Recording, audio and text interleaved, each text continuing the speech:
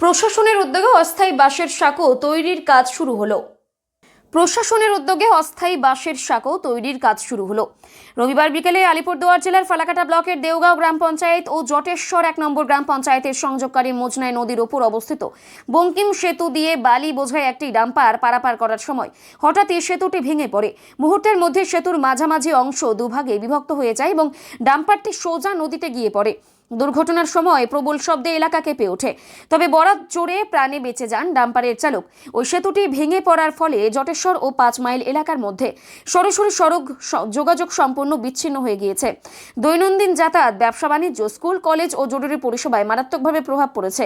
এর জেরে কয়েক হাজার মানুষ চরম সমস্যার মধ্যে পড়েছেন। এদিকে পরিস্থিতি সামাল দিতে সোমবার সকাল থেকেই প্রশাসনের উদ্যোগে অস্থায়ী বাঁশের সাঁকো তৈরির কাজ শুরু হয়েছে। এদিনে দ্রুততার সঙ্গে বাঁশের সাঁকো তৈরির কাজ চলছে, যাতে অন্তত পায়ে হেঁটে নদী পারাপার করা যায়।